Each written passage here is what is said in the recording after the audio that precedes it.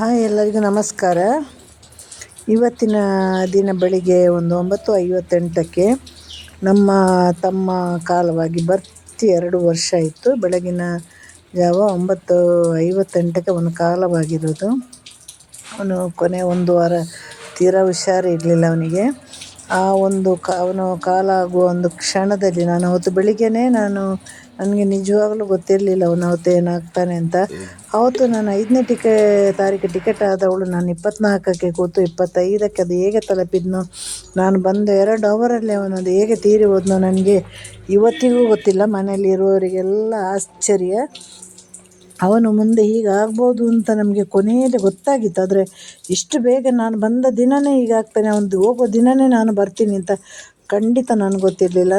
ಅವನಿಗೆ ಕೊನೆಯ ಉಸಿರು ಚೆಲ್ಲುವಾಗ ಅವನ ಒಂದು ಬೆರಳು ಕೂಡ ನನ್ನ ಕೈಯನ್ನು ಹಿಡ್ಕೊಂಡಿದ್ದ. ಅವನು ಇನ್ನೊಂದು ಕೈ ಅಕ್ಕನಿಗೆ ತೋರಿಸ್ತಾ ಇದ್ದ. ಅವನಿಗೆ ಅದೇನು ಹೇಳಬೇಕಿತ್ತು ನನಗೆ ಗೊತ್ತಿರಲಿಲ್ಲ. ಯಾಕಂದರೆ ಅವನ ಮಕ್ಕಳ ಬಗ್ಗೆ, ಹೆಂಡತಿ ಬಗ್ಗೆ ಯೋಚನೆ ಮಾಡಿರ್ಬೋದು ಅವನು.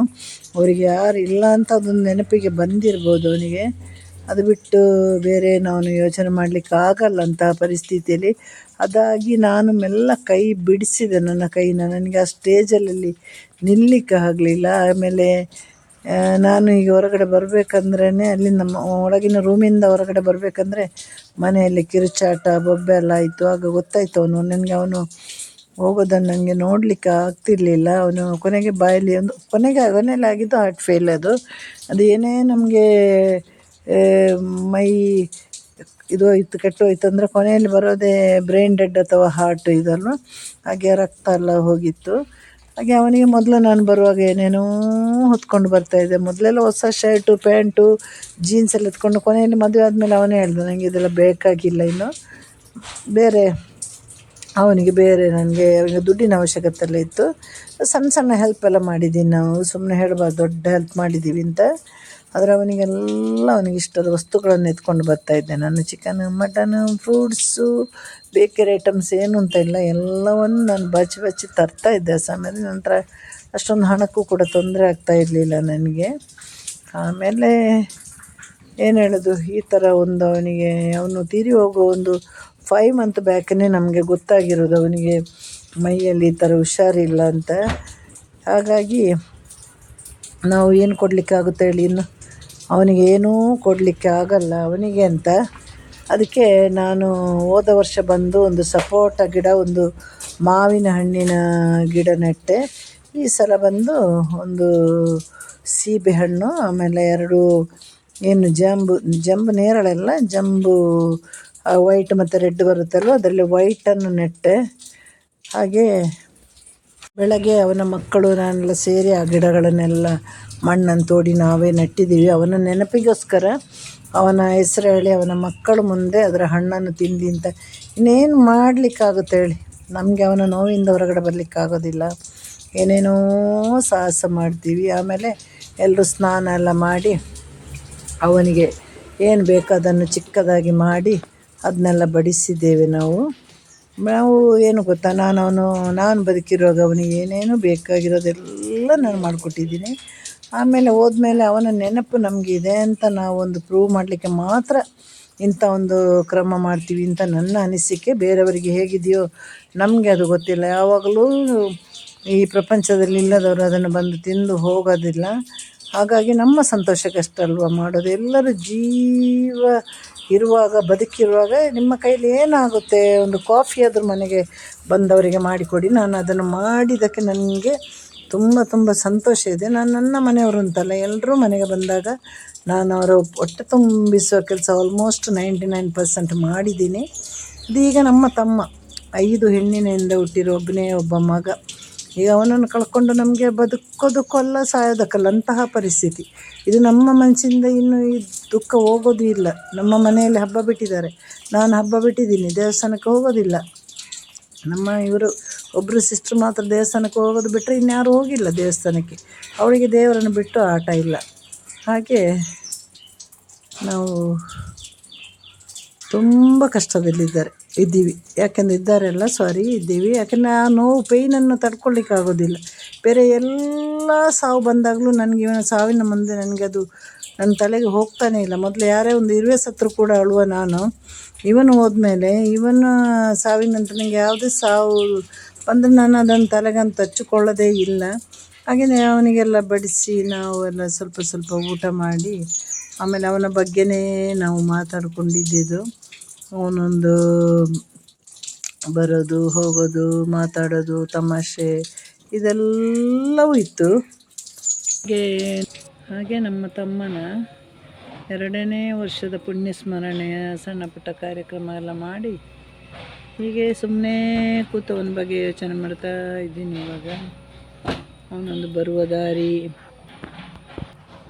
ಅವನು ಸಂಜೆ ಕೆಲಸ ಬಿಟ್ಟು ಬರ್ತಾಯಿದ್ದ ಒಂದು ದಾರಿ, ಆಮೇಲೆ ಅವನ ಕೈಯಲ್ಲಿ ಏನಾಗುತ್ತದು ಮಕ್ಕಳಿಗೆ ಪಾನಿಪುರಿ ಐಸ್ ಕ್ರೀಮ್ ತಂದರೆ ನಮಗೆ ಬಾಳೆಹಣ್ಣು ಸಣ್ಣ ಕಲ್ಲಂಗಡಿ ಹೀಗೆಲ್ಲ ಒಂದು ರಾತ್ರಿ ಹೊತ್ತಿಗೆ ಒಂದು 7:30 ಒಳಗಡೆ ತರ್ತಾಯಿದ್ದ.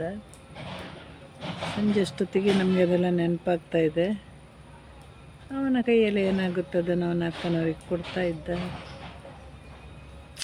ಮುಂದೆ ಒಳ್ಳೆ ಭವಿಷ್ಯ ಇತ್ತು ಅವನಿಗೆ, ಒಳ್ಳೆ ಭವಿಷ್ಯ ಇತ್ತು. ಯಾಕಂದರೆ ಮಕ್ಕಳು ಚೆನ್ನಾಗಿ ಓದೋ ಮಕ್ಕಳಿಬ್ಬರು, ಆಮೇಲೆ ಒಳ್ಳೆಯ ಒಂದು ತಂದೆಯನ್ನು ತುಂಬ ತುಂಬ ಪ್ರೀತಿಸುವಂತಹ ಮಕ್ಕಳು. ಅವನಿಗೂ ಅಷ್ಟೇ ಮಕ್ಕಳಂದರೆ ತುಂಬ ಪ್ರೀತಿ. ಅವನು ಯಾವ ದಾರಿಯಾಗಿ ಬರ್ತಾ ಇದ್ದ ಅಂತ ನಾನು ನಿಮಗೆ ಹೇಳ್ತೀನಿ. ಈಗ ಇಲ್ಲಿಂದ ಬಸ್ ಇಳಿದು ಈ ಕಡೆ ಬಸ್ ಸ್ಟಾಪ್ ಇತ್ತು, ಅಲ್ಲಿಂದ ಇದ್ರ ಸ್ವಲ್ಪ ಆಚೆ ಬಸ್ ಸ್ಟಾಪ್ ನೋಡಿ, ಗ್ರೀನ್ ಬೋರ್ಡ್ ಹತ್ರ ಬಸ್ ಸ್ಟಾಪ್. ಅಲ್ಲಿಂದ ಹಿಡಿದು ಹೀಗೆ ನಡೆದು ಹೀಗೆ ಬರುವವನು. ಆ 1,500-2,000 ರೂಪಾಯಿ ಫೋನ್ ಹಿಡಿದವನಿಗೆ. ಫೋನೆಲ್ಲ ಸ್ವಲ್ಪ ದೂರ, ಅದು ಚಾರ್ಜ್ ಸರಿಯಾಗಿ ಮಾಡಿಕೊಂಡು ಹೋಗಲ್ಲ, ಅದು ಇಲ್ಲಿಗೆ ಮುಟ್ಟುವಾಗ ಚಾರ್ಜು ಕೂಡ ಇರೋದಿಲ್ಲ. ಹಾಗೆ ಇಲ್ಲೆಲ್ಲ ಹುಲ್ಲಿರುತ್ತಲ್ವ, ಎಷ್ಟು ಬೊಬ್ಬೆ ಆಗ್ತೀವಿ ನಾವು. ನೀನು ಚಾರ್ಜ್ ಮಾಡಿ ಹೋಗಿ, ಏನು ಭಯನೇ ಇಲ್ಲ ಅವನಿಗೆ, ಏನಾಗಲ್ಲ ಅಂದ್ಬಿಟ್ಟು ಅಲ್ಲಿಂದ ಹೀಗೆ ಬರ್ತಾಯಿದ್ದ ನೋಡಿ. ನಾವಲ್ಲಿ ಮನೆಯಲ್ಲಿ ಕೂತಾಗ ನಮಗೆ ಈ ದಾರಿ ಹೇಗೆ ಆಗಾಗ ಅವನು ಬರುವಾಗ ನಮಗೆ ಅನಿಸೋದು, ಈ ಥರ ಕೆಲಸ ಬಿಟ್ಟು ಹೀಗೆ ಈ ದಾರಿಯಾಗಿ ಬರೋದು. ಯಾವಾಗಲಾಗೆ ಅರ್ಧ ಚಾರ್ಜ್ ಮಾಡಿಬಿಟ್ಟು ಆ ಚಿಕ್ಕ ಒಂದು ಬೆರಳಷ್ಟು ಇರೋ ಒಂದು ಮೊಬೈಲು, ಯಾವ ಸುಖನೂ ಅನುಭವಿಸಿಲ್ಲ. ಅದು ಎಲ್ಲದಕ್ಕಿಂತ ನಮಗೆ ದೊಡ್ಡ ನೋವಾಗೋದು. ಮುಂದೆ ಇನ್ನೊಂದು 4-5 ವರ್ಷ ಆದರೆ ಮಗ ಅಪ್ಪನ ಕೂತ್ಕೊಳಿಸಿ ಅಪ್ಪನಿಗೆ ಬೇಕು ಬೇಕು ಬೇಕಾದ್ದು ಕೊಡಿಸ್ತಾ ಇದ್ದ. ಅಷ್ಟು ಹೊತ್ತುವರೆಗೆ ದೇವರು ಬಿಟ್ಟಿಲ್ಲ ಅದಕ್ಕೆ. ಆಮೇಲೆ ದೇವಸ್ಥಾನನೂ ಹೋಗಿಲ್ಲ. ಇವರೆಲ್ಲ ಕರೀತಾಯಿದ್ರು ಕಾಸರಗೋಡು ಮಧುರು ಹೋಗಿ ಬರೋಣ ಅಂತ. ನನ್ನ ಮನಸ್ಸು ಯಾಕೆ ಒಪ್ತಾ ಇಲ್ಲ, ನನಗೆ ಬೇಸರ ಆಗ್ತಾಯಿದೆ. ನನಗೆ ಇವಾಗ ನಾನೇನೇ ಇವರಿಗೆ ಸ್ವಲ್ಪ ಖರ್ಚಿಗೆ ಕೊಡ್ತೀನಿ, ಅದು ಯಾವುದೂ ನೋವಿಲ್ಲ ನನಗೆ, ಸಂತೋಷ ಇದೆ. ಅದು ಯಾವುದಿಲ್ಲ, ದೊಡ್ಡ ಪ್ರಶ್ನೆನೇ ಇಲ್ಲ ನನ್ನ ಮುಂದೆ. ಮೊದಲು ಇರಲಿಲ್ಲ, ಇವಾಗಲೂ ಇಲ್ಲ, ಇನ್ನು ಮುಂದೆನೂ ಇರೋದಿಲ್ಲ. ಅಲ್ಪ ಸ್ವಲ್ಪ ದುಡ್ಡು ಸಿಕ್ಕಿದ್ದನ್ನು ನಾನೇನು ಖರ್ಚಿಗೆ ಕೊಡ್ತೀನಿ. ಆದರೆ ಹಾಗಲ್ಲ, ಅವನು ಸುಖಿಸೋದನ್ನು ನಾನು ನೋಡಬೇಕು, ಅದು ನೋಡಲಿಕ್ಕೆ ಆಗಿಲ್ಲ. ಅವನೊಂದು 25 ವರ್ಷದ ಮದುವೆಯನ್ನು ನಾವು ಮನೆಯಲ್ಲಿ ಎಲ್ಲರನ್ನು ಕರೆದು ಮಾಡಬೇಕು ಅಂತ ಒಂದು ಆಸೆನೂ ಕೂಡ ಇತ್ತು. ಅವನು ಹೀಗೆ ನೋಡಿ ಫ್ರೆಂಡ್ಸ್ ಜೊತೆಲ್ಲ ಹೋಗಿ ಧರ್ಮಸ್ಥಳದಲ್ಲಿ ಮದುವೆ ಆದವನು. ಹಾಗಾಗಿ ಅವನಿಗೆ ಒಂದು ಸ್ವಲ್ಪ ನಮ್ಮ ಹತ್ತಿರ ಸಂಬಂಧಿಗಳನ್ನು ಕರೆದು ಸತ್ಯನಾರಾಯಣ ಪೂಜೆ ಎಲ್ಲ ಇಟ್ಟು 20 ಅಥವಾ 25ನೇ ವರ್ಷ, 20ಕ್ಕೆ ನಾನು ಎಷ್ಟೊಂದರೂ ಆಗ್ತಾ ಇರಲಿಲ್ಲ ನನಗೆ. 25 ಅಂದರೆ ಅವನ 25 ವರ್ಷ ಅಂದರೆ ನಮ್ಮ ಮಗ ಒಂದು ಕೆಲಸದಲ್ಲಿ ಕೂಡ ಸೆಟ್ಲಾಗ್ತಾಯಿದ್ದ. ಕೆಲಸದಲ್ಲೆಲ್ಲ ಕೆಲಸ ಸಿಕ್ಕಿ ಅಲ್ಲಿ ಸೆಟ್ಲಾಗ್ತಾಯಿದ್ದ. ಆವಾಗ ನಮಗೆಲ್ಲ ಈಸಿ ಆಗ್ತಾಯಿತ್ತು. ಅದು ಬಿಟ್ಟಿಲ್ಲಲ್ಲ ದೇವರು, ಯಾಕೆ ಅಂತ ನನಗೆ ಗೊತ್ತಿಲ್ಲ. ಯಾಕೆಂತ ದೇವರನ್ನು ಬೈಯುವಾಗಿಲ್ಲ, ತುಂಬ ಸೂಚನೆ ಕೊಟ್ಟರು ನಾವೆಲ್ಲೋ ನೆಗ್ಲಿಜೆನ್ಸಿ ಅಂತ ಹೇಳಲ್ವ, ಏನೂ ಆಗಲ್ಲ ಅನ್ನೋ ಒಂದು ಧೈರ್ಯ. ನಾವು ದೈವ ಭಕ್ತರು, ನಮಗೆ ಏನಾಗಲ್ಲ, ನಾವು ಯಾರಿಗೂ ಏನೋ ಯಾರಾದರೂ ಹಾಳಾಗಲಿ ಅಂತ ಕಾದವರಲ್ಲ. ಹಾಗಾಗಿ ಅದನ್ನೆಲ್ಲ ಅಷ್ಟೊಂದು ಇದಾಗಿ ತಗೊಂಡಿಲ್ಲ. ಸ್ವಲ್ಪ ಗಮನ ಕೊಟ್ಟಿದ್ದರೆ ಖಂಡಿತ ಇವತ್ತು ಅವನು ಇರ್ತಾಯಿದ್ದ. ಇವತ್ತು ನೋಡಿ ಅವನ ಮಕ್ಕಳ ಹತ್ರನೇ ನಾನು ಅವನ ವರ್ಷಕ್ಕೆ 2ನೇ ವರ್ಷಕ್ಕೆ 3 ಗಿಡ ನೆಟ್ಟಿದ್ದೀವಿ. 1ನೇ ವರ್ಷಕ್ಕೆ 2 ಗಿಡ ನೆಟ್ಟರೆ 2ನೇ ವರ್ಷಕ್ಕೆ 3 ಗಿಡ. ಇದು ಸಪೋಟ ಗಿಡ. ನಾಳೆ ಏನೋ ತಿನ್ನಬೇಕಲ್ಲ ಮಕ್ಕಳು. ಸುಮ್ಮನೆ ಟೆನ್ಷನ್. ವಯರು ಕೂಡ ಇದೆ ಇಲ್ಲಿ. ಏನು ದೊಡ್ಡ ದೊಡ್ಡ ಮರ ಆಗುವಂಥ ಗಿಡಗಳನ್ನು ನೆಡುವಾಗಿಲ್ಲ. ನೆಟ್ಟರು ಕರೆಂಟ್ ಆಫೀಸಿಂದ ಅವರು ಬಂದೆಲ್ಲ ಕಟ್ ಮಾಡಿ ಹೋಗ್ತಾರೆ. ಈಗ ಈ ತೆಂಗಿನ ಮರ ಎಲ್ಲ ಕಟ್ ಮಾಡ್ತಾರೆ, ಇನ್ನು ಮುಂದೆ ಇರೋದಿಲ್ಲ ಅದು. ಯಾಕಂದರೆ ಅದು ಎತ್ತರಕ್ಕೆ ಹೋದ ಹಾಗೆ ಇಲ್ಲಿ ಕೆಳಗಡೆ ಶಾಕ್ ಹೊಡಿಲಿಕ್ಕೂ ಕೂಡ ಸಾಧ್ಯತೆ ಇದೆ. ಅದು ಭಯಂಕರ ವೋಲ್ಟೇಜ್ ಇದಲ್ವ. ಹಾಗಾಗಿ ಈ ಮರ ಎಲ್ಲ ಹೋಗುತ್ತೆ. ಅದಕ್ಕೆ ನೋಡಿ ಈ ಜಾಗಕ್ಕೆ ಎಷ್ಟೊಂದು ಬೆಲೆನೂ ಬರೋದಿಲ್ಲ. ಇನ್ನೂ ಒಂದು 6 ವೈರ್ ಹೋಗುತ್ತಂತೆ ಇಲ್ಲಿ, ಆ ಥರ ಹೇಳ್ತಾ ಇದ್ದಾರೆ ಅವರು. ಅಲ್ಲೊಂದು ಗಿಡ ಆಯ್ತಲ್ವ, ಇನ್ನೊಂದು ಗಿಡ ಇದು ನೋಡಿ, ಇದು ನಿಮಗೆ ಬಿಳಿ ಜಂಬೂ ನೇರಳೆ ಇದೆ ಅಲ್ವ, ಅದರದ್ದು ಗಿಡ. ನೇರಳೆ ಹಣ್ಣಲ್ಲ, ಬಿಳಿ ಜಾಂಬು ಅಂತ ಒಂದು ಬರುತ್ತೆ, ಬಿಳಿ ಮತ್ತು ಪಿಂಕ್, ಒಂಥರ ಡಾರ್ಕ್ ರೆಡ್, ಎರಡು. ಅದರಲ್ಲಿ ನನಗೆ ರೆಡ್ ಸಿಕ್ಕಿಲ್ಲ, ಅವನ ಮಗ ರೆಡ್ ಬೇಕು ಮಾಮಿ ಅಂದ, ಸಿಕ್ಕಿಲ್ಲ ನಮಗೆ. ಹಾಗೆ ಅದು ಹೋಗೋ ಮೊದಲು ಸಿಕ್ಕಿದರೆ ಆ ಗಿಡನೂ ನೆಟ್ಟು ಹೋಗಬೇಕು ನನಗೆ. ಅದೆಲ್ಲ ಬೇಗ ಬೇಗ ಹಣ್ಣುಗಳು ಕೊಡುವಂಥ ಗಿಡ. ಈ ಥರ ನಮ್ಮ ಬಡವರ ಕತೆ. ಬಡವನ ಕೋಪ ದವಡೆಗೆ ಮೂಲ ಅಂತ. ಹಾಗೆ ನೋಡಿ ನನ್ನ ಮಾತೆಲ್ಲ ಸಾಫ್ಟ್, ನನ್ನ ಮಾಡೋದಲ್ಲ, ನಾನು ಇರೋದೇ ಹಾಗೆ. ನನ್ನ ಮಾತೆಲ್ಲ ತುಂಬ ಸಾಫ್ಟ್ ಎಲ್ಲರ ಹತ್ರನೂ. ನನಗೆ ಅಪರೂಪಕ್ಕೆ ನನಗೆ ಸಿಟ್ಟು ಬರೋದು, ಸಿಟ್ಟು ಬಂದ್ರೂ ನಾನು ನುಂಗಿರ್ತೀನಿ. ಅಪರೂಪಕ್ಕೆ ಸಿಟ್ಟು ಬಂದರೆ ಬ್ಲಾಸ್ಟ್ ಆಗುತ್ತೆ. ಅದು ತುಂಬ ಸಾಫ್ಟ್. ಯಾಕೆ ಅಂದರೆ ಅದೇ ನನ್ನ ಬದುಕು ಹಾಗೆ ಹೇಳಲ್ವ, ಬಡವರ ಕೋಪ ದವಡೆಗೆ ಮೂಲ ಅಂತ. ಹಾಗೆ ಕೋಪ ಮಾಡಲಿಕ್ಕೂ ನಮಗೆ ಅರ್ಹತೆ ಇರಬೇಕು, ನಾವು ದುಡಿದು ತರಬೇಕು. ನಾವು ಮನೆಯ ಒಂದು ಜವಾಬ್ದಾರಿ, ದುಡ್ಡಿನ ವಿಷಯ ಇರುತ್ತೆ, ಬೇರೆಲ್ಲ ಜವಾಬ್ದಾರಿ ತಗೊಳ್ತಾ ಇದ್ದೀನಿ, ದುಡ್ಡಿನ ವಿಷಯದಲ್ಲಿ ನಾವು ತಗೊಳ್ಬೇಕು. ಆವಾಗಲೇ ನಮಗೆ ಕೋಪ ಮಾಡುವಂಥ ಹಕ್ಕಿರೋದು. ಸುಮ್ಮನೆ ಯಾರೋ ಕಷ್ಟಪಟ್ಟು ತಂದು ದುಡ್ದು ಹಾಕಿ ನಾವಲ್ಲಿ ಕೋಪ ಮಾಡಿದರೆ ನಮಗೆ ಇಲ್ಲಿ ಬೆಲೆನೇ ಇರೋದಿಲ್ಲ. ಹಾಗಾಗಿ ಒಂದು ಗಾದೆನೇ ಇದೆ ಅಲ್ವ, ಬಡವನ ಕೋಪ ದವಡೆಗೆ ಮೂಲ ಅಂತ. ಹಾಗಾಗಿ ನಾನು ತುಂಬ ಕೋಪನೆಲ್ಲ ಕಂಟ್ರೋಲ್ ಮಾಡ್ತೀನಿ. ಮಿತಿ ಮೀರಿ ಹೋಯ್ತಂದ್ರೆ ನನಗೆ ಗೊತ್ತಿಲ್ಲ, ಅದು ಏನಾಗುತ್ತೋ ಗೊತ್ತಿಲ್ಲ. ಆಮೇಲೆ ಧೈರ್ಯ ಇಲ್ಲದೇನಲ್ಲ, ಎಲ್ಲ ಧೈರ್ಯನೂ ಇದೆ ನನಗೆ, ಭಾಳಷ್ಟು ಧೈರ್ಯ ಇದೆ. ಎಲ್ಲಿ ಕೋಪ ಮಾಡಬೇಕು, ಯಾರ ಹತ್ರ ಕೋಪ ಮಾಡಬೇಕು, ಹೇಗೆ ಕೋಪ ಮಾಡಬೇಕು, ಎಷ್ಟೊತ್ತಿಗೆ ಕೋಪ ಮಾಡಬೇಕು, ಅದೆಲ್ಲ ನಾವು ಸ್ವಲ್ಪ ಕಲ್ತಿರ್ಬೇಕು. ಯಾಕೆಂದರೆ ಹೊಟ್ಟೆ ತುಂಬಿಸ್ಬೇಕಲ್ವ, ಅದೊಂದು ಕಾರಣಕ್ಕೆ. ಇವತ್ತು ಹಸಿವೆ ಆಗಿ ಇವತ್ತು ತಿಂದರೆ ಇನ್ನೊಂದು 2 ವರ್ಷ ಹೊಟ್ಟೆ ತುಂಬಿರೋದಿಲ್ಲಲ್ವ. ಇವತ್ತು ಹಸಿವೆ ಆಗಿ ಇವತ್ತು ಅನ್ನ ತಿಂದರೆ ನಾಳೆ ದಿನ ಮತ್ತೆ ಬೆಳಿಗ್ಗೆ ತಿನ್ನಬೇಕು, ಮತ್ತೆ ಮಧ್ಯಾಹ್ನ ತಿನ್ನಬೇಕು, ಮತ್ತೆ ರಾತ್ರಿ ತಿನ್ನಬೇಕು. ಆವಾಗ ನಾವು ಬೇರೆಯವ್ರು ದುಡ್ದಿದ್ದಾನಲ್ವ ತಿನ್ನೋದು. ಆಗ ಇಲ್ಲಿ ಕೋಪವನ್ನು ಕಂಟ್ರೋಲ್ ಮಾಡಲೇಬೇಕಾಗುತ್ತೆ ನಾವು ಅಲ್ವಾ. ಅದು ಜೀವನ ಅಂಥದ್ದು ಯಾರು ಹೇಳಿಕೊಟ್ಟ ಪಾಠ ಅಲ್ಲ ನನಗೆ, ನನ್ನ ಒಂದು ಅನುಭವಕ್ಕೆ ಬಂದಿರೋದು. ನೋಡಿದ್ದೀನಿ ಮೊದಲೆಲ್ಲ ಸ್ವಲ್ಪ ಕೋಪ ಎಲ್ಲ ಮಾಡಲಿಕ್ಕೆ ನೋಡಿದ್ದೀನಿ, ಬೇಡ ಅದು ಯಾವಾಗ ಅದರಲ್ಲಿ ಅನಾಹುತ ಸಂಭವಿಸ್ಬೋದು ಅಂತ ನನಗೆ ಗೊತ್ತಾಯಿತು. ಅಷ್ಟೊತ್ತಿಗೆ ನಾನು ಹಾಗೆಲ್ಲ ಇಲ್ಲ, ನೀನು ಹೀಗೆ ಇದ್ರೇ ಸರಿ ಅಂತ ನನಗೆ ಗೊತ್ತಾಯಿತು. ಇನ್ನೇನಿದೆ ಹೇಳಿ, ಎಲ್ಲ ಮುಗಿಯೋಷ್ಟ ಹಂತಕ್ಕೆ ಬಂದಿದೆ. ಗಂಟೆ 6 ಆಗಿದೆ, ಇನ್ನೊಂದು 10 ಗಂಟೆ 11 ಗಂಟೆವರೆಗೆ ಜೀವನ ಮಾಡಬೇಕು.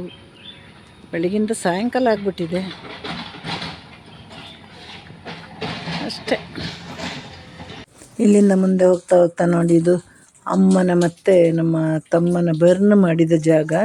ಇಲ್ಲಿ ಇವರಿಬ್ಬರನ್ನು ಬರ್ನ್ ಮಾಡಿದ್ದು. ಹಾಗೆ ನಾವು ಸ್ವಲ್ಪ ಹೂವನ್ನು ಬೆಂಗಳೂರಿಂದ ತಂದೆ ಹೂವು ಹಾಕಿರೋದು ನಮ್ಮ ಸಿಸ್ಟರ್. ಅದೆಲ್ಲ ಹೂವು ಹಾಕಿದ ಮೇಲೆ ಅದು ಅಲ್ಲಿ ಒಂದನೇದು ಹೂವು ಹಾಕೋದಂದರೆ ಇಲ್ಲಿ ಯಾರಿಗೆ ಫೋಟೋಗೆ ಈ ಥರ ಹೂವು ಹಾಕೋದೆಲ್ಲ ಒಂಥರ ಇನ್ನಷ್ಟು ನಮಗೆ ಜಾಸ್ತಿ ದುಃಖ ತರುತ್ತೆ. ಹಾಗಾಗಿ ಅಷ್ಟೇ, ಅವಳ ಮಕ್ಕಳಿಗೂ ಇಷ್ಟ ಆಗಲ್ಲ ಹೂವು ಹಾಕಿದರೆ. ಅಂದರೆ ಅವನ್ನ ಕಳ್ಕೊಂಡಾಗ ಅನಿಸುತ್ತೆ ನಮಗೆ ಹೂವು ಹಾಕಿದರೆ. ಆಮೇಲೆ ನಮಗೇನು ಕ್ರಮ ಇದೆ ಅದು ಕೆಲವೊಂದು ನಾವು ಮಾಡಲೇಬೇಕಾಗುತ್ತೆ. ಹಾಗೆ ಅಲ್ಲೆಲ್ಲ ಈಗ ಹುಲ್ಲು ಬೆಳೆಯೋ ಸಮಯ ಬೇರೆ, ಅಲ್ಲಿ ಸ್ವಲ್ಪ ಹುಲ್ಲೆಲ್ಲ ಕ್ಲೀನ್ ಮಾಡಿ ಅವನಿಗೆ ಹೂವೆಲ್ಲ ಹಾಕಿರೋದು. ಹಾಗೆ ನಮಗೆ ತುಂಬ ಬೇಸರ ಎಲ್ಲ ಆಗುತ್ತಲ್ವ ಇವನನ್ನು ಯೋಚನೆ ಮಾಡಿ ಮಾಡಿ ಮಾಡಿ ಮಾಡಿ. ಆಗ ಈ ಥರ ಫೋಟೋಸ್ ಎಲ್ಲ ಮಾಡಿ ತರೋದು ನಾವು. ನೋಡಿ, ಇನ್ನು ಈ ಕೆಳಗಡೆ ಎಲ್ಲ ಅವನ ಫೋಟೋ ಇಡಲಿಕ್ಕಿದೆ. ಇದು ನೋಡಿ, ಇದು ನಮ್ಮ ಇಲ್ಲಿ ಚಿಕ್ಕ ಫ್ಯಾಮಿಲಿ ಏನಿದೆ, ನಮ್ಮ ಮೊತ್ತ ಫ್ಯಾಮಿಲಿದಿಲ್ಲ, ನಮ್ಮ ಒಂದು ತಾಯಿ ಮನೆ ಫ್ಯಾಮಿಲಿದೆಲ್ಲ ಫೋಟೋ ಇದರಲ್ಲಿದೆ. ಹೀಗೆಲ್ಲ ಮಾಡಿ ಅವನವನ್ನು ಜೀವಂತವಾಗಿ ಇರಿಸುವಂತಹ ಒಂದು ಏನು ಹೇಳೋದು, ನಮ್ಮ ಒಂದು ಯೋಚನೆ ಹಾಗಿದೆ. ಇವನು ಜೀವಂತವಾಗಿ ಇರಿಸೋದು ಹೇಗೆ ಹೇಳಿ, ಹೀಗೆ ಇರಿಸಬೇಕು. ಅಷ್ಟೊತ್ತಿಗೆ ದಿನಗಳು ಹೋದಾಗೆ ನಮ್ಮ ಆಯುಷ್ಯ ಮುಗಿತಾ ಇರುತ್ತಲ್ವ. ಒಟ್ಟಲ್ಲಿ ಇವನ ಕಳೆದು ಬದುಕೋದಂದರೆ ತುಂಬ ಕಷ್ಟದ ಕೆಲಸ. ನಮಗೆ ಬದುಕಲೇಬೇಕು ಸಾಯುವ ತನಕ ಅಲ್ವ. ಹಾಗೆ ಎಲ್ಲರಿಗೂ ಟಾಟಾ ಬಾಬಾಯ್, ಸಿ ಯು. ಎಲ್ಲರ ಆರೋಗ್ಯವನ್ನು ಚೆನ್ನಾಗಿಟ್ಕೊಳ್ಳಿ. ದುಡ್ಡು, ಸೌಂದರ್ಯ ಎಲ್ಲ ಸೆಕೆಂಡ್ರಿ, ಫಸ್ಟ್ ಬೇಕಾಗಿರೋದು ಖಂಡಿತವಾಗಿ ಆರೋಗ್ಯ. ಅದನ್ನು ಕಡೆಗಣಿಸಬೇಡಿ. ಆರೋಗ್ಯ ಏರುಪೇರಾಗೋದು ಸಹಜ, ಅದನ್ನು ಕಡೆಗಣಿಸಿನೇ ನನ್ನ ತಮ್ಮ ಈಗ ಆಗಿರೋದು.